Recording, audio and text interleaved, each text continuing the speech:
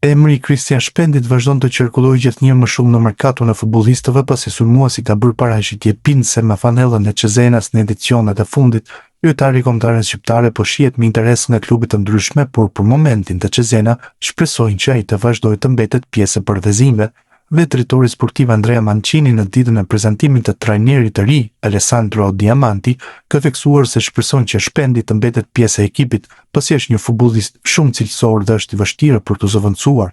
Nga pikpamja teknike nuk ka dyshim, është një lojtar shumë i fortë për këtë kategori dhe jemi me fakt që sot ekimi të Cezena urojmë që të qëndrojë pasi sulmues të tillë nuk është e lehtë që të gjenden ta ai. Sigurisht kjo nuk përjashton mundësinë e largimit të Shpendit pasi para një oferte të rëndësishme ekonomike, klubi nuk do të kishte probleme të shiste sulmuesin për të siguruar të ardhura.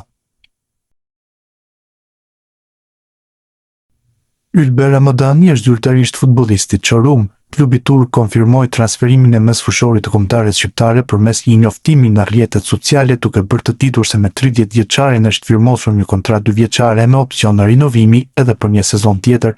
Lecce përfiton 1 milion euro nga shitja e Ramadanit, i cili mbyll kështu aventurën 3 vjeçare në Serie A dhe nis një kapitull të ri në elitën e futbollit turk.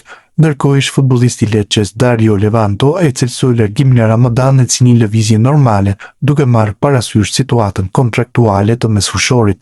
Shitja e Ramadanit nuk duhet të habis. Futbolli modern udhëheqet nga dinamika të tregut që nuk mund të kontrollohen plotësisht. Ai është 30 vjeç dhe kishte vetëm një vit kontratë me Lecce, mori një ofertë shumë të rëndësishme nga Çorum, si në aspektin financiar, ashtu edhe për kozgjatjen e kontratës. Klubi mund të brazonte ato ofertë, por e dim se kjo nuk është politika e Lecces, më duket një lëvizje plotësisht logjike. Kur shet një futbollist fillimisht vlerëson të gjithë skenarët që krijohen, jam i bindur se klubi ka bërë të gjitha analizat e nevojshme edhe në bashkëpunim me trajnerin Di Francesco. Nëse lojtarët që janë në organik nuk konsiderohen gati, atëherë drejtori sportiv Trinchiera do të ndërhyjë në merkato, deklaroi ai.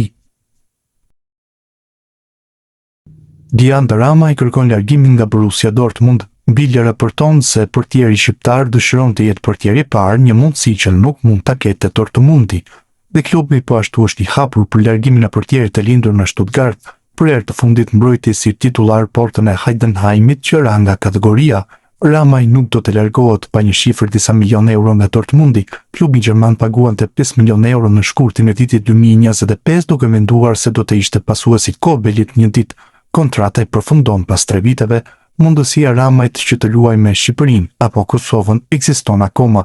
Fakti është se 24 vjeçari deri tani ka qëndruar në pritje të ftesës së Gjermanisë. E ardhmja Christian Aslanit duke gjithnjë më larg Interit. Mesfushori kombëtar shqiptar nuk bëhet më pjesë në planet teknike të trajnerit Christian Kivu dhe drejtuesit Zikalter ka nisur punën për të gjetur një skuadër të re gjatë merkatos së verës. Me interesin që përshtohet nga klubet të Serie A, por edhe nga kampionatet të huaja, largimi 24 vjeçarit konsiderohet tashmë një nga operacionet që Interi synon ta mbyllë sa më shpejt.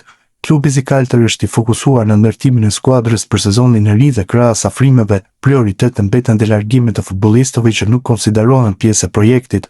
Aslani është një prej emrave kryesor në këtë listë, ndërsa vlera e kartonit të tij është përcaktuar mes 12 dhe 15 milion eurove. Drejtuesit e Interit kanë vendosur të mos vazhdojnë bashkëpunimin me Christian Aslanin, i cili nuk është në planet e Christian Kivu për sezonin e ardhshëm.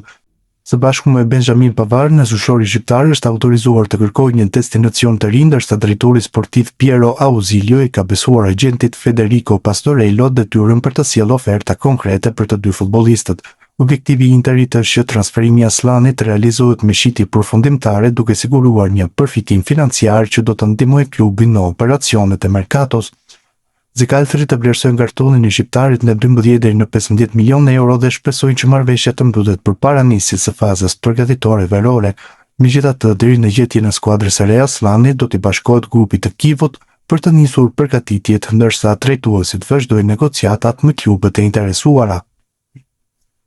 Një nga pistat që ka marrë më shumë vëmendje gjatorëve të fundit është ajo që të çon te Cagliari. Klubi sardt ka mbyllur marrëveshjen për shitjen e Gianluca Gaetano së Atalanta për rreth 12 milion euro plus 2 milion euro të tjera në formë bonusesh. Largimi i Gaetanos ka krijuar menjëherë një boshllëk në repartin mes fushës dhe emri Christian Aslanit është rikthyer si një nga alternativat kryesore për të zëvendësuar. Cagliari e një mirë profilin e shqiptarit e konsideron atë një futbollist me cilësi që mund të japë ekuilibër dhe kreativitet skuadrës në sezonin e ri. Vlera që kërkon Interi për kartonin e Aslanit është e ngjashme me shumën që Cagliari ka argëtuar nga shitja Gaetanos, çka mund të lehtësojë negociatat mes dy klubeve në ditët në vijim, edhe pse klubi nga Sardenja shpreson që të hyjë në negociat me Interin për të ulur sadopak koston e transferimit, edhe pse nuk duket e lehtë kjo gjë. Përveç interesimit nga Serie A, Cristian Aslani vazhdon të monitorohet edhe nga klube jashtë Italisë. Sipas raportimeve të mediave italiane, kampionati saudit mbetet një nga destinacionet më konkrete për mesfushorin shqiptar. Klubet arabe kanë kapacitetin financiar për të përmbushur kërkesat ekonomike të Interit, si për shumën e transferimit ashtu edhe për pagën e futbollistit. Pikërisht për këtë arsye, Arabia Saudite konsiderohet një opsion serioz, ndërsa nuk përjashtohet as interesi nga kampionate të tjera jashtë Italisë. Në këtë fazë të merkatos, Interi pret ofertën më të favorshme, duke qenë i hapur si ndaj një transferimi brenda Serie A, ashtu edhe ndaj një shikjeje jashtë Italisë.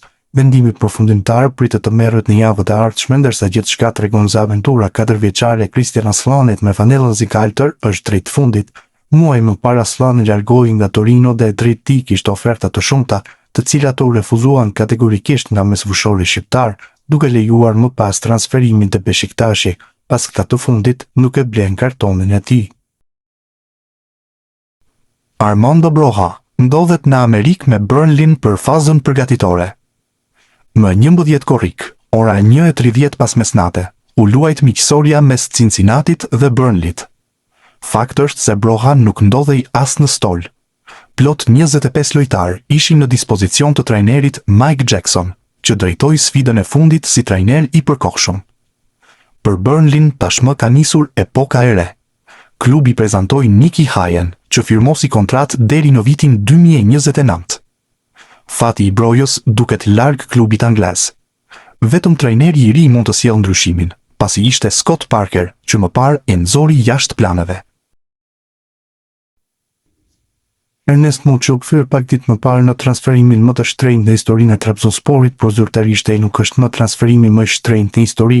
Klubi turk ka zyrtarizuar afrimin e Aral Şimşir nga Midland për 13 milion euro, duke vendosur një rekord të ri në merkaton e klubit turk. Deri tani vendin e parë mbante sulmuesi shqiptar, operacioni të cilit të kushtoi Trabzonsporit rreth 10 milion euro në total, duke përfshirë pagesën fillestare të huazimit, vlerjen përfundimtare dhe bonuset e parashikuara në marrëveshje mes klubit të tij aktual dhe Beşiktaşit, ish skuadrës nga e cila Muçi u largua. Me transferimin e Şimşir, Muçi zbret në vendin e dytë në listën e blerjeve më të shtrenjta të historisë së klubit. Futbollisti 24 vjeçar firmosi një kontratë 4 vjeçare me Trabzonsporin, ndërsa klubi turk do t'i paguajë Midlandi 13 milion euro në 7 koste, duke i garantuar gjithashtu skuadrës daneze 15% të fitimit nga një shitje e mundshme në të ardhmen. Sa kaq Muçi tashmë pret fillimin e sezonit të ri dhe javët në marrështim mund të ketë dhe një vendim përfundimtar për të ardhmen e tij, nëse do të jetë me Trabzonsporin apo do të largohet këtë verë. Klubi Sivassporit po zihet në këto ditë pasi pret të zhvillohen zgjedhjet për të caktuar presidentin dhe drejtuesit e rinj, por presidenti aktual i klubit Burak Özçoban është gati që të vazhdojë të qëndrojë në drejtim dhe një pjesë të fushatës e ka bazuar te premtimi se Rey Manaj do të vazhdojë të jetë pjesë e klubit. Sulmuesi mendoi se do të largohej në fund të këtij sezoni, meqenëse nuk arriti të kthehej me Sivassporin në elitën e futbollit turk, por ai ka nisur stërvitjet me klubin e kategorisë së dytë turke dhe Özçoban në mënyrë të papritur ka zbuluar arsye sepse Manaj nuk e shet arsyeshme për momentin të lëviz nga ky klub. Rey Manaj pret të bëhet baba pas 3 muajsh. Ai dëshiron që fëmia e tij të lindë në Sivas, tha Özçoban, i cili insiston se kjo është për shkak të lidhjes së fortë që sulmuesi kombëtarës ka krijuar me Sivasin. Duhet kujtuar se Manaj ka marrë oferta nga disa klube të Superligës turke, por kjo deklaratë e drejtuesit të Sivassporit mund të jetë arsyeja pse ai për momentin i ka refuzuar të gjitha. Luis Hasa pritet të jetë një nga largimet e Napolit. Risia e kombëtares për ndeshjet e qershorit është shfaqur së fundmi në radarin e Frozinones. Ishte eksperti i merkatos Gianluca Di Marzio që dha komentin e tij.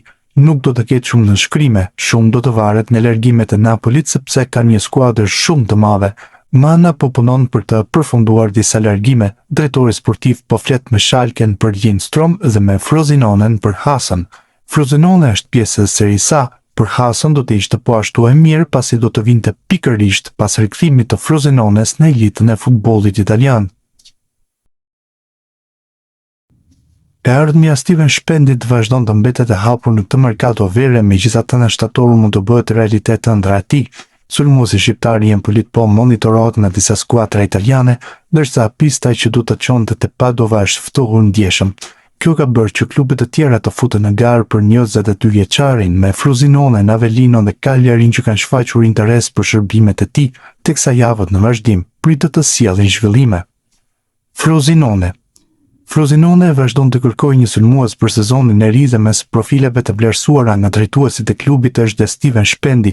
Sipas raportimeve nga Italia, interesi verdebluve është konkret pasi sulmuesi i Empolit vlerësohet për cilësitë teknike, potencialin e zhvillimit dhe aftësinë për të luajtur në disa role të repartit ofensiv. Megjithatë, operacioni nuk konsiderohet i lehtë. Mes kërkesave ekonomike të Empolit të ofertës së Frosinones ekziston ende një diferencë dhe negociatat nuk kanë hyrë në fazën vendimtare. Pavarësisht kësaj, kontaktet vazhdojnë dhe situata mbetet për të ndjekur. Avellino. Ndërkohë edhe Avellino ka shfaqur interes për Shpendin. Sipas mediave italiane, klubi ka kërkuar informacione për sulmuesin shqiptar, duke përfituar dhe nga ngadalësimi i negociatave mes Empolit të Padovës. Kalimi i mundshëm i Shpendit të Padova, që për një periudhë u konsiderua një opsion konkret, ka humbur ritëm dhe aktualisht rrezikon të mos realizohet. Kjo ka hapur derën për skuadra të tjera që synojnë të përfitojnë nga situata. Cagliari në pritje. Në raportimin e fundit të mediave italiane, emri Shpendit përmendet dhe mes lojtarëve të Empolit që po të rreqin vëmendje në merkato, edhe pse fokusi kryesor i Cagliarit të mbetet mbrojtësi Gabriele Guarino, klubi sarд ka ndjekur me interes dhe situatën e sulmuesit shqiptar. Empoli pritet të jetë një nga skuadrat më aktive në javët e ardhshme pasi disa futbollistë të tij kanë zgjuar interes në treg. Për Shpendin, gara mbetet e hapur dhe mbetet për të parë nëse Frosinone, Avellino apo Cagliari do ta konkretizojnë interesimin me një ofertë zyrtare. Kombëtarja. Ndërkohë zhvillimet pozitive në karrierën e Steven Shpendit po ndiqen nga afër dhe nga kombëtarja shqiptare, Panorama Sport ka mësuar nga burime pranë FSHF-s se sulmuesi është një nga lojtarët që po vëzhgohet me shumë interes nga trajneri Maran, ndërsa një ftesë për grumbullimin e muajit shtator shihet si një mundësi reale. Nëse kjo ndodh, do të ishte hera parë që binjakët Steven dhe Christian Shpendi do të grumbulloheshin së bashku me kombëtaren A, pasi më herët fanellën kuqezi e ka veshur vetëm Christiani. Nedim Bajrami e ka nisur në mënyrën më të mirë fazën përgatitore me Rangers. Mesfushori kombëtarët shqiptare ishte një nga autorët e golave në ndeshjen miqësore të zhvilluar ndaj Raith Rovers, duke dhënë sinjale pozitive në fillim të përgatitjeve për sezonin e ri. Skuadra e Rangersit arriti të merrte një fitore të thellë me rezultatin 5-1. Trajneri Derek McInnes i dha minuta Bajramit në pjesën e dytë të takimit, ku shqiptari u aktivizuar si zvendësues për të gjetur rrugën e rrjetës duke vulosur paraqitim pindëse të Rangers në testin e parë të verës. Ndeshja shërbeu kryesisht si një provë për stafin teknik, i cili po vlerëson gjendjen e futbollistëve në ditët e para të fazës përgatitore.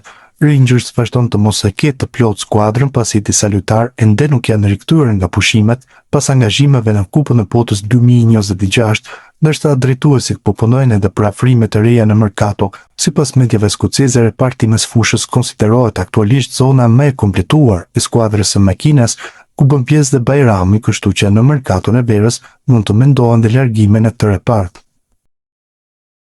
Erblin Osmani do të nënshkruaj kontratën e parë si profesionist me Bayern Munich. Kozgjatja e saj pritet të jetë 3 vjeçare, ndërsa për Osmanin është moment historik. 17 vjeçari që luan me moshat e Gjermanisë ka debutuar tek ekipi i parë i Bayernit. Pas firmës me bavarezët, do të vazhdojë të stërvitet rregullisht në urdhrat e trajnerit kompani.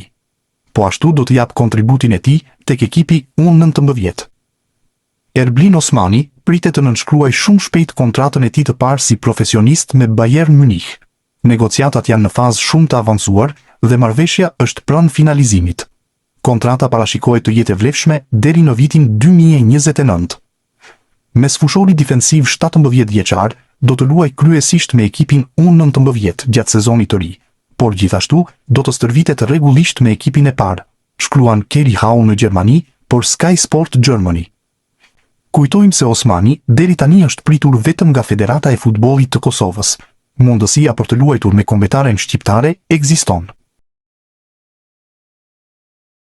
Mirlim Daku ishte një nga protagonistët e stërvitjes së hapur që Rubin Kazan zhvilloi për tifozët me sulmuesi shqiptar që doroi që vëmendjen si në fush, ashtu edhe pas përfundimit të seancës, Daku ishte në humor gjatë stërvitjes duke bërë shakaje, duke krijuar një atmosferë pozitive. Një nga momentet më të veçanta u regjistruar në fund të aktivitetit kur një djalë i vogël, pasi takoi sulmuesin e kombëtarët shqiptare, telefonoi nënën e tij dhe tha me entuziazëm: "Mami, e pe Dakun, është shumë i madh." Duke ju referuar fizikut të 27 vjeçarit, stërvitja e hapur konfirmoi edhe një herë popularitetin që Daku gëzonte tifozët e Rubin Kazanit në prag të sezonit të ri. Sa i përket aspektit sportiv, Daku është një emër nxehtë në futbollin rus, duke qenë se shpeshherë ka qenë në qendër të merkatos dhe është kërkuar si nga Zeniti, ashtu edhe nga klube të tjera, përfshirë edhe Lokomotivën e Moskës apo edhe klube të tjera nga Gjermania.